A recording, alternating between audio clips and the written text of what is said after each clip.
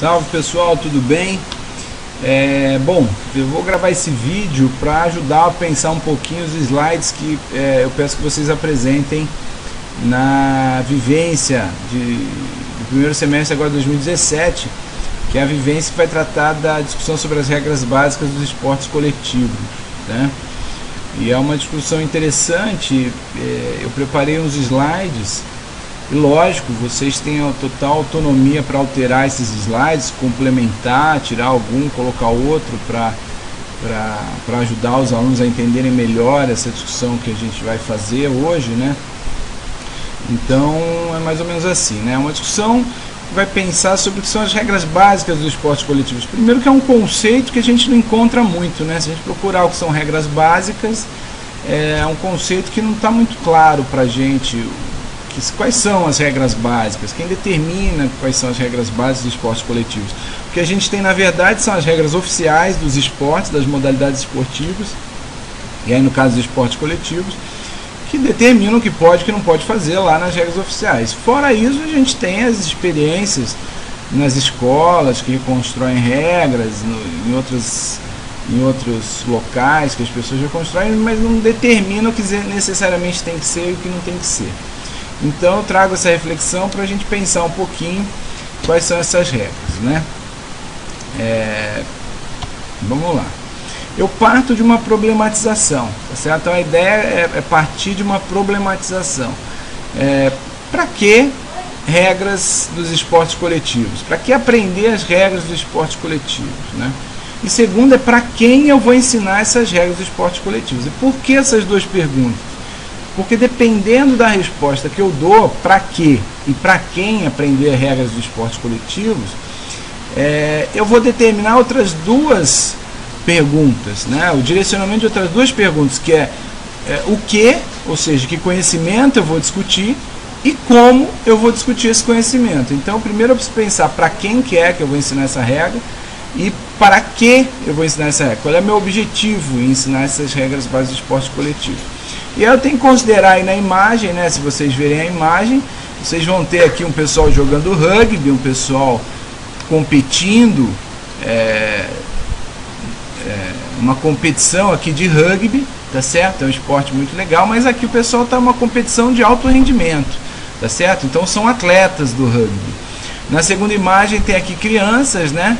Em uma escola, o professor aqui ele abaixa a rede da escola, mas são crianças do ensino fundamental, né? Possivelmente de 1º ao 5º ano aqui. E aqui temos aqui profissionais do esporte, no caso voleibol também, então eles trabalham com isso, né? Esses atletas trabalham com isso também, com esporte de alto rendimento. E nessa última imagem aqui a gente tem adolescentes em uma escola, né? Uma escola possivelmente de ensino fundamental ou ensino médio, tá certo?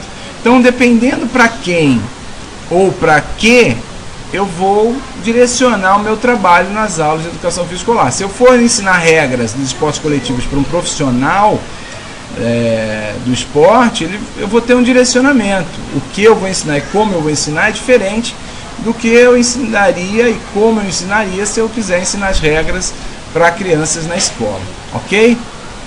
Esse é um ponto que vocês podem aprofundar, fiquem à vontade para aprofundar essa discussão.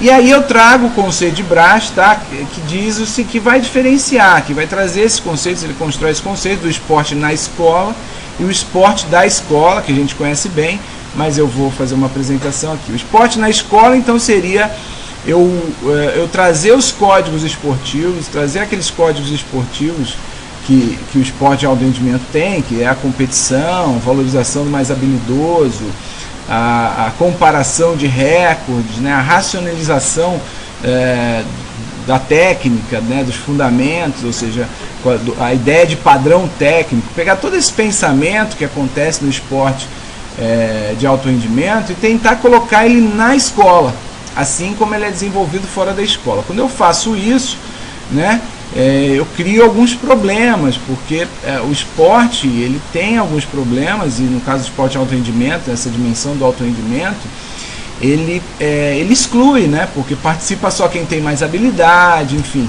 toda aquela discussão que a gente já conhece sobre a prática esportiva. E aí traz o conceito do esporte da escola, ou seja, que é um esporte que visa a formação da pessoa, visa atender os objetivos da escola. Então ele é construído considerando o trabalho e atender os objetivos da escola. E aí eu trago essas imagens, né, para tentar apresentar esses argumentos. Então tem aqui os meninos aqui numa escola, né, possivelmente é uma escola, que eles estão fazendo um trabalho de treinamento. Quem conhece esse exercício é muito parecido com aquele suicídio, né? Você tem que correr, voltar, corre, volta, vai desenvolver a velocidade, determinadas habilidades, capacidades motoras, e o objetivo aqui está em desenvolver as habilidades para atender aqueles códigos do esporte alto rendimento. E aqui nessa outra imagem, né, ela é bastante simbólica, porque ela mostra o professor em cima da mesa, mostrando como realizar um determinado movimento, aquela ideia de padrão técnico de movimento. Então ele está aqui em cima da mesa, né, ele sobe na mesa para ficar mais em evidência, que é uma característica da escola tradicional, por exemplo, para demonstrar para o aluno como ele deve fazer, porque ele está dizendo que essa forma de fazer é a melhor forma possível para os estudantes, né? Tem uns aqui que estão sem fazer, né? Tá de braço cruzado, né? O outro aqui está parado, os outros estão lá atrás, né? Tem um pessoalzinho aqui mais atento, né? Possivelmente quem tem mais habilidade. E essa outra imagem, para pensar o esporte da escola, está aqui o professor, né, conversando com os alunos, batendo um papo, tentando construir junto com os alunos, pelo menos essa é a ideia que a imagem traz, de construir junto com os alunos que esporte é esse, para atender esses objetivos, né? E está aqui os alunos, mais do que praticando, né, realizando o esporte, né, desenvolvendo o esporte, eles estão pensando, eles estão produzindo um material aqui numa cartolina, eles estão pensando o que é esse esporte, né, o que talvez pensando inclusive nas regras, enfim. Então a ideia do esporte da escola é que vai possibilitar construir, reconstruir a modalidade esportiva de acordo com os objetivos da escola. Tá ok? É um conceito conhecido, vocês, por favor, desenvolvam aí também o que vocês consideram importante desses dois conceitos, tá ok?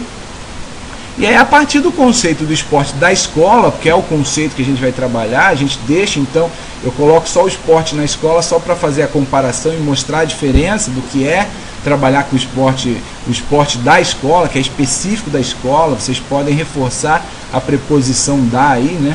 O esporte da escola. A gente precisa considerar que eu devo trabalhar em duas linhas que caminham juntas, né? São duas linhas que estão aí entrelaçadas e caminham juntas. A primeira é que eu tenho como objetivo a formação do estudante. Quer dizer, eu não estou ali para ensinar simplesmente o menino a praticar o esporte. Eu estou ali para desenvolver determinadas habilidades e competências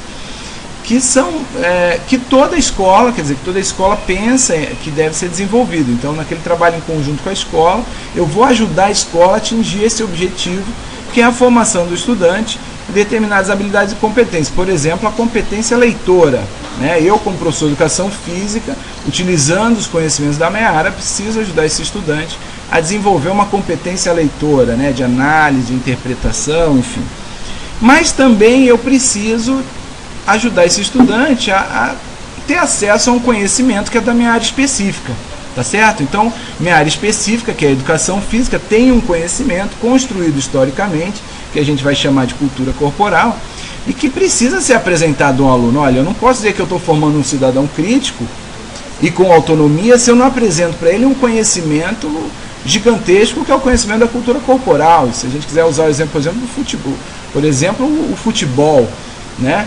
Que é um fenômeno gigantesco que pode ser discutido em inúmeras vertentes, a partir de inúmeras compreensões, tá certo? Então eu preciso, por um lado, formar o aluno crítico, e aí a partir que estou pensando dos documentos oficiais aí, formar para a cidadania, uma cidadania numa perspectiva ampla, né? Não a perspectiva neoliberal, formar o aluno para a cidadania e também formar ele a partir de um conhecimento da minha área, utilizando o conhecimento da minha área. Então ele precisa saber o que é futebol, criticar o futebol, praticar o futebol, enfim, ele precisa ter acesso a esse conhecimento, tá ok? É o que justifica, na verdade, nossa disciplina lá na escola. Nós temos um conhecimento específico e que precisa ser discutido com o aluno.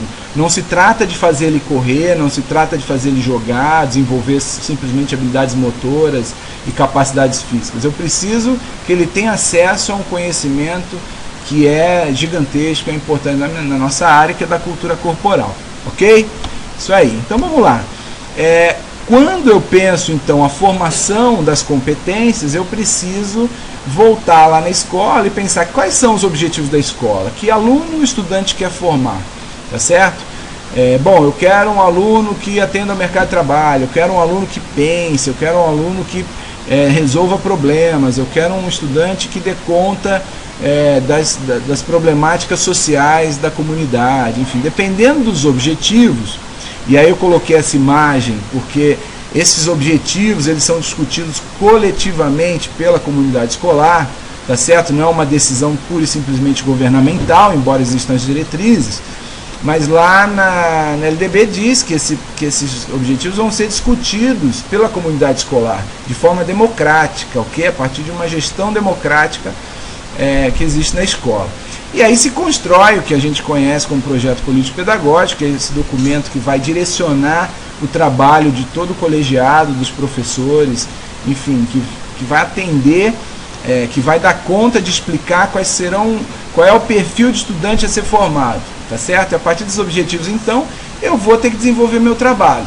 Tá ok? Não adianta só ensinar sobre futebol, preciso discutir futebol para atender esses objetivos que estão descritos lá no projeto político-pedagógico. Tá ok? Eu coloco a imagem aqui de uma escola, as pessoas, a comunidade escolar abraçando a escola, porque o projeto político-pedagógico ele é construído assim, ele é construído pela comunidade, tá certo? Ele não é um documento, embora a gente saiba que a maioria das escolas nem criam, nem tem um projeto político-pedagógico, e que as que tem às vezes são construídas entre 2 ou 3 pessoas, a gente sabe que o desejável seria que toda a comunidade participasse da construção desse projeto, ok? Então vamos lá, ó. Peguei um objetivo aqui, ok? Um objetivo que a gente pode encontrar, por exemplo, em alguns projetos políticos pedagógicos. Enfim, o objetivo seria propiciar condições para o desenvolvimento da capacidade de resolver problemas, trabalhar em equipe para construções de habilidade de interpretação, de análise, de iniciativa e de comunicação. Vejam, esse é um objetivo que toda escola deve trabalhar para atingir. Do pessoal da merenda, do administrativo, até a gestão. E passando pelos professores, pelos pais, enfim, toda a comunidade escolar deve trabalhar para atingir esse objetivo, que é um dos objetivos que uma escola pode ter. Poderia ser outro, poderia ser diferente. Mas eu peguei esse para a gente exemplificar. Isso é de uma escola técnica, tá certo? E eu peguei aqui para exemplificar.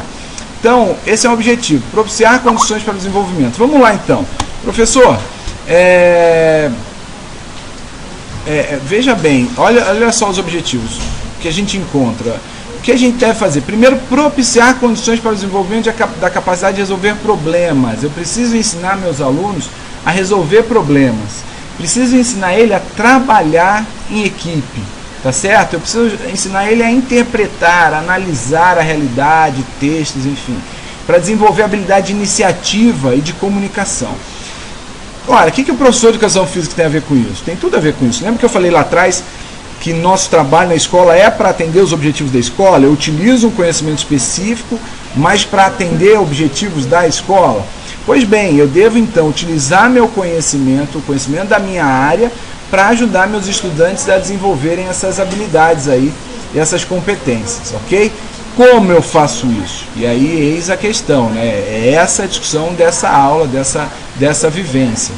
Então eu vou ter que preparar uma aula lá para a educação física escolar que necessariamente atinge esse objetivo, ou outros sejam descritos, mas estou usando esse como exemplo, para que ele possa, por exemplo, resolver problemas, ok? Então vamos guardar essa informação aí. Bom, eu tenho conhecimentos também da minha área específica, então as regras do voleibol, elas existem, é um conhecimento dado, construído historicamente, que eu preciso apresentar para os estudantes. Então vamos pensar o exemplo do voleibol. É lógico que vocês podem usar essa discussão para qualquer outra modalidade esportiva. Mas eu estou usando o exemplo do voleibol aqui. Então vamos pensar, tem regras da estrutura do voleibol, como por exemplo as quadras, enfim, aquela área onde ficam os árbitros, tudo isso está na regra, ok? E tem equipamentos relacionados ao voleibol, a trave, o poste, a rede, a bola, né? A antena, enfim, esse material ele existe e a gente deve apresentar isso para os alunos. Não é que a gente então agora não vai apresentar as regras do voleibol porque não vamos trabalhar com nada disso. Existe um conhecimento da nossa área, a gente deve apresentar esse conhecimento, se possível em todas as dimensões do conteúdo, na dimensão conceitual, na dimensão procedimental e na dimensão atitudinal. Tem também as regras relacionadas a participantes e formato dos jogos, tá certo? Como é que é o formato, como é que acontece o jogo. Tem as regras das ações de jogo, vamos falar como é que acontece o jogo, etc. Uma parte que trata da arbitragem, tá certo? Das penalidades, enfim. Eu discuto com os alunos e apresento para os alunos que essas regras existem, tá certo? E mostro para eles, olha, existem regras oficiais do voleibol, por exemplo. Mas eu preciso considerar que não necessariamente eu vou trabalhar com essas regras nas aulas de educação física escolar. Eles devem conhecer, eles devem ter acesso até para poder questionar essas regras e criticar essas regras, mas eu preciso considerar que o trabalho na escola ele deve atender aquele objetivo lá que eu passei para vocês. Então, como eu faço isso? Como eu reconstruo as regras? Porque, vamos lá, se eu trabalhar com as regras oficiais, será que eu dou conta de atender aqueles objetivos? Se eu simplesmente falar para eles, olha, as regras são essas, a gente vai trabalhar com essas regras e agora vocês vão aprender o voleibol, eu vou estar preocupado com o voleibol, mas como é que eu consigo então utilizar essas regras para atender esses objetivos da escola? E nesse caso eu vou tentar mostrar para vocês como é que a gente faz isso, tá certo? Como é que a gente reconstrói as regras, e aí usando o exemplo do voleibol, repito para vocês, poderia ser futebol, poderia ser basquetebol, poderia ser o rugby que eu mostrei lá no começo, tá ok? Pensando as dimensões, eu coloco as imagens para mostrar isso, como é que eu reconstruo as regras e continuo trabalhando nas dimensões conceituais e nas dimensões na dimensão procedimental, ok? E também na atitudinal, como é que eu faço essa reconstrução? Tá certo? E aí eu vou trazer o conceito do Parlebar que trata da lógica interna do esporte. Ele constrói esse conceito a partir de uma teoria que ele desenvolveu e tem ganhado força, que é da praxeologia motriz. É uma teoria muito interessante. Eu confesso que eu não sou um estudioso aprofundado dessa teoria, mas o que eu tenho estudado tem mostrado algo muito interessante em relação à discussão do esporte coletivo, tá certo? Ele vai falar do que a gente conhece como lógica interna, ele fala também da lógica externa, mas eu quero tratar com vocês aqui do que é a lógica interna, que é a lógica que vocês precisam se aprofundar para discutir esse assunto, mas eu não quero entrar na discussão da lógica interna, eu quero só passar por ela nessa vivência, tá ok? E a ideia é fazer uma reflexão do que é essa lógica interna, que aí o Parlebar vai dizer que são os sistemas de características que definem as demandas motoras necessárias para a prática esportiva das diversas modalidades. Ou seja, quais são as demandas, né? O que é que determina internamente, quais são as demandas motoras que vão determinar internamente a lógica de como o jogo acontece. Então o voleibol, por exemplo, e as regras, elas são muito importantes nesse momento, porque elas que vão determinar como o esporte acontece. Vou dar exemplo do futebol. No futebol não está descrito que você tem que jogar com o pé. Quando você vai nas regras oficiais, lá não está descrito esporte deve acontecer com o uso dos pés, né? Ou predominantemente com o uso dos pés. Isso não vem descrito. O que vem descrito nas regras é que se a bola tocar a mão ou o braço, e vai explicar o que é tocar o braço, etc., ele vai sofrer uma punição, a não ser o goleiro, lógico. E aí, por conta dessa limitação das regras, os praticantes, os esportistas, precisam dar conta daquilo que é solicitado. Quer dizer, ganha quem faz o gol, então ele precisa ir lá fazer o gol. E ele não pode encostar a mão, então ele vai tentar usar todo o conhecimento que ele tem corporal para atingir esse objetivo. É lógico que o pé, então, seria a parte do corpo que o atleta usa, desenvolve habilidades para utilizar o pé, né, os membros inferiores, para poder atingir esse objetivo. Então essas regras e outras questões, como por exemplo os adversários, como eu lido com o adversário, vai determinar como vai ser a dinâmica do jogo, as dinâmicas motoras que eu vou desenvolver naquela prática esportiva, ok? Então esse conceito do Paleo Base é muito legal porque me ajuda a pensar a construção de um outro conceito, que é o conceito de regras básicas. Porque, como eu falei para vocês, qual é o conceito de regras básicas? O que são regras básicas nos esportes coletivos, né? Então a gente pode pensar, as regras básicas são aquelas que auxiliam, e aí é uma construção minha, vejam bem, não encontrei nenhum autor essa discussão. Então as regras básicas são aquelas que auxiliam as pessoas a entenderem o que é aquela lógica interna da prática esportiva, tá certo? Então eu preciso de algumas regras para dizer, olha, o futebol é isso, então eu preciso colocar a regra, por exemplo, não pode colocar a mão, tá certo? Ou pelo menos em situações de pessoas sem deficiência, ou enfim, eu preciso dizer para ele que algumas coisas não podem acontecer e outras devem acontecer.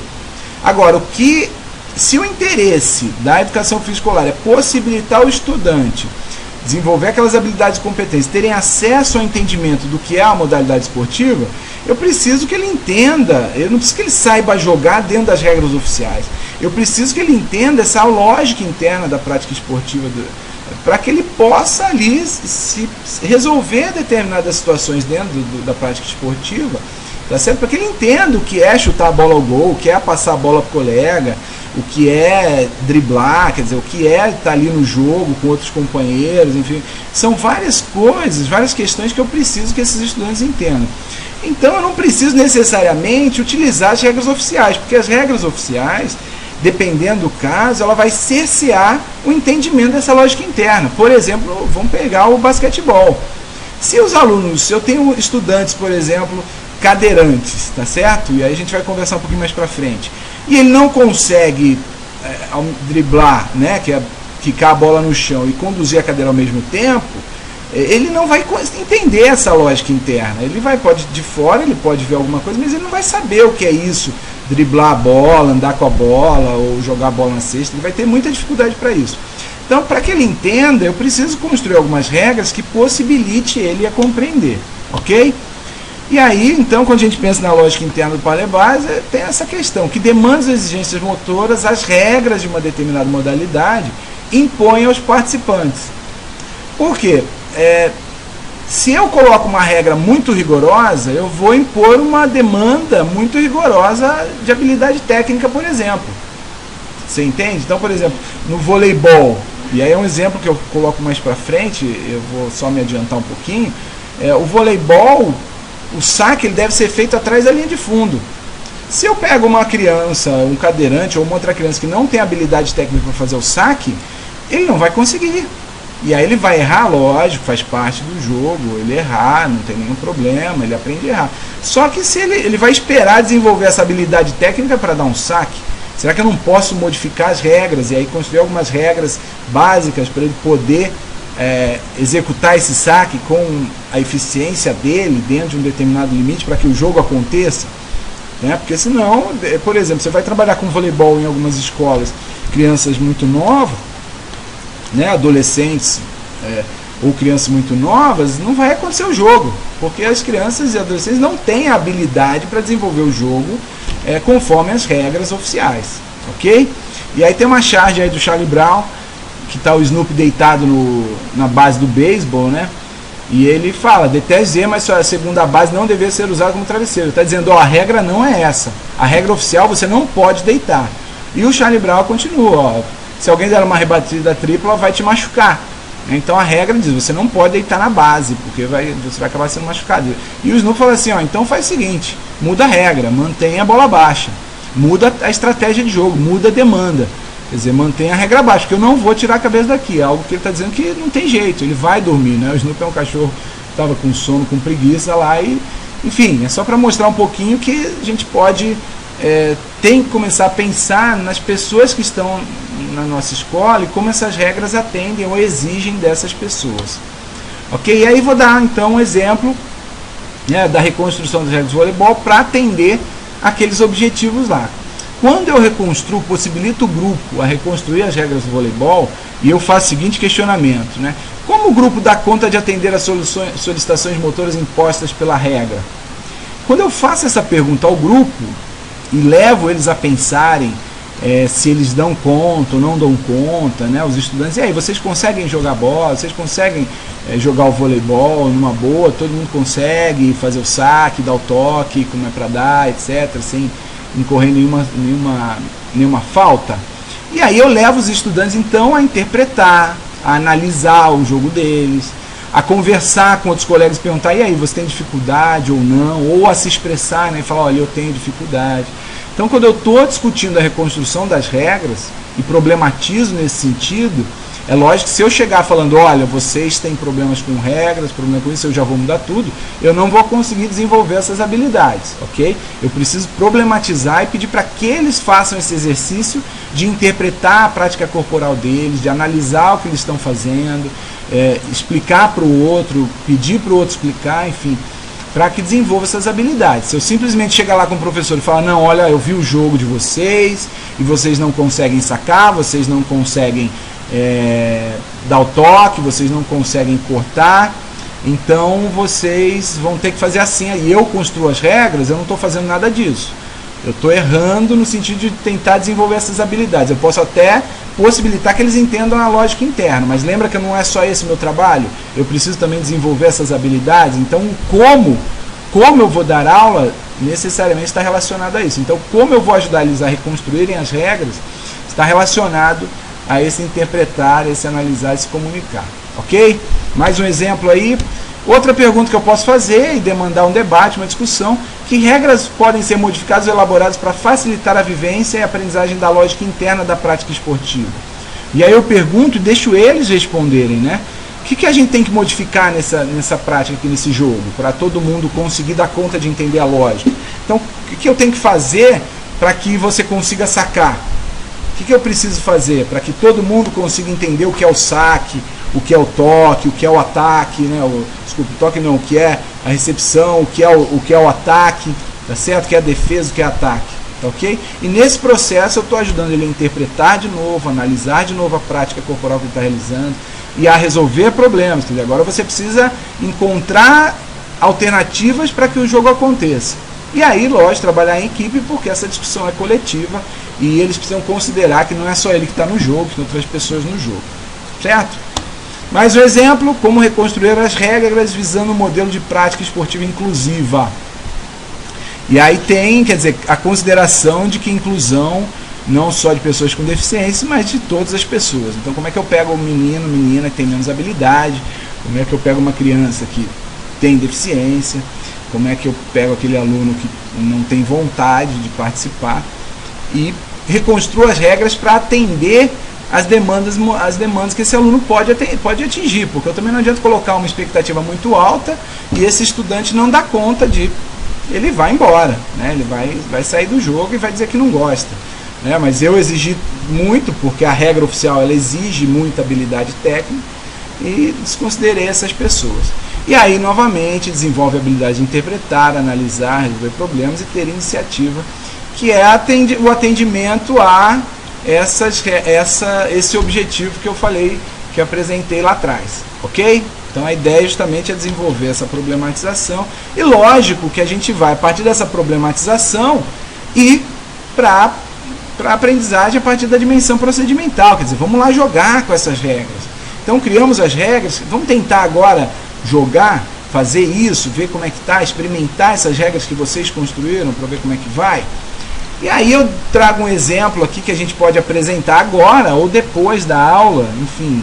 Mas é só um exemplo que eles vão ter que fazer esse exercício lá na vivência, tá certo? Então aqui pode dar algumas ideias que ajudam eles a pensar a vivência, ou você pode provocá-los, deixar isso aqui para depois, tá certo? Excluir esse slide e apresentar na forma de um papel, mas olha só, um exemplo. Então a regra oficial lá No momento do golpe de saque ou da impulsão para o saque em suspensão, o sacador não pode tocar a quadra, incluindo a linha de fundo, nem a área do piso está fora da zona de saque.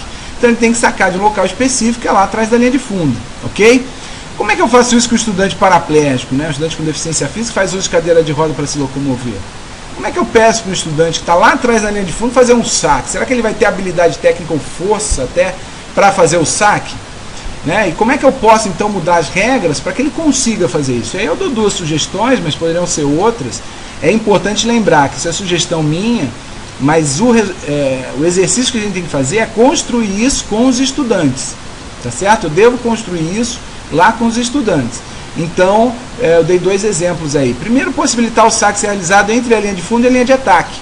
É um exemplo que a gente usa aqui no projeto Jogos do Intervalo. E ela pode ou sacar da linha de fundo, mas se ela não se sentir à vontade, ela pode andar até a linha de ataque, aquela linha de 3 metros no voleibol, para fazer o saque. Porque a ideia é ela entender o que é o saque, qual é a lógica disso, né? E aí eu mudo um pouco a regra para que ela possa ou diminuir a altura da rede, que é o que aconteceu lá naquele exemplo, lá nas primeiras imagens, que o professor, para os alunos entenderem como é que é o jogo, os alunos são mais baixos, ele diminui a altura da rede, tá certo? Então ele faz essas adaptações. Um outro exemplo, durante o golpe de ataque, só será permitido colocar a bola, que é aquele toque, né, com a ponta dos dedos, caso a bola seja claramente golpeada e não carregada ou lançada. Então não pode carregar nem lançar a bola, né? Não pode carregar nem lançar a bola. Então, como é que a gente faz isso quando a gente tem um estudante sem deficiência, mas que não tem habilidade técnica para executar o fundamento, que não sabe dar o toque com a ponta dos dedos, que não sabe colocar com a ponta dos dedos? Eu fico treinando ele do lado de fora da quadra até ele desenvolver a habilidade. Por que eu não posso simplesmente permitir modificar as regras para que ele possa colocar a bola carregando ou lançando, né? Como acontece em muitos casos? Quer dizer, de repente flexibilizar um pouco essas regras para que ele entenda o que é a lógica do ataque. E lógico, eu falo para ele como é na regra oficial, mas eu possibilito ele a reconstruir essas regras para poder vivenciar isso, tá ok? O último exemplo é: cada equipe sempre apresentará 6 jogadores em quadra. Muito bem, mas como é que eu faço isso quando eu tenho uma turma com 40 alunos na escola? Como é que eu faço isso? Eu vou separar 6 alunos, os reservas, e vai revezando conforme a regra oficial? Será que dá conta? Ou eu posso colocar, por exemplo, 9 alunos na quadra, tá certo? Monto equipes maiores, ou crio uma sistemática de revezamento que seja mais rápido, que todos possam participar. E aí eu mudo as regras para atender uma demanda que é específica da escola, tá certo? Vamos lá. Enfim, então a ideia é tentar responder lá para quem que eu ensino, para que eu ensino e para quem eu ensino. Que isso vai determinar toda a minha estratégia de trabalho em sala de aula com as regras básicas dos esportes coletivos, tá certo? Então, para quê? Construir oportunidades de aprendizagem de elementos da cultura corporal, passíveis de reconstrução, considerando as diferentes pensamentos, de corpos e de habilidades, na busca de uma sociedade mais humana. Quer dizer, quando eu faço uma discussão das regras e digo que a gente precisa alterar as regras para atender a sociedade e não mudar a sociedade para atender as regras, eu estou dizendo que eu aceito as diferenças e as inabilidades do outro. E aí começo a respeitar o outro que é diferente, mesmo com níveis baixos ou altos de habilidade técnica ou diferenças corporais, enfim, ou outras questões, tá certo? E para quem? Lógico que é para todos, né? A ideia é que todos possam participar, desde o mais habilidoso até o menos habilidoso. A gente também não pode mudar as regras e deixar aquelas pessoas que têm muita habilidade fora, né? Eu gosto de citar o exemplo do futebol calejeiro. Procurem aí nos vídeos no Vimeo, tem um monte de vídeo que trata do futebol calejeiro, e ele vai mostrar um pouco disso que eu estou tratando aqui nessa aula, nessa vivência, né? Lá é futebol calejeiro, ele é famoso, é um fenômeno que está crescendo aí na América Latina e em outros países do mundo, e ele traz essa discussão, tá ok? Por fim, para finalizar, passem esse vídeo. Esse vídeo eu não vou passá-lo aqui agora, mas é um vídeo que trata, eu vou mandar o link dele, tá certo? Porque ele é muito grande, mas é um vídeo que trata um pouco de que modelo a gente quer para o esporte. tá certo? E aí pode finalizar fazendo uma reflexão coletiva, que modelo é esse, e se as regras oficiais, se esse modelo esportivo competitivo de alto rendimento dá conta de pensar uma sociedade mais humana, tá certo? Tudo bem? É isso, bibliografia. Qualquer dúvida que vocês tenham, me escrevam, tá certo? Me mandem e-mail, eu tô aqui. Se tiverem alguma ideia, alguma dúvida, é só me chamar no Skype que a gente vai conversando, tá ok? Boa vivência para vocês, um grande abraço e até a próxima.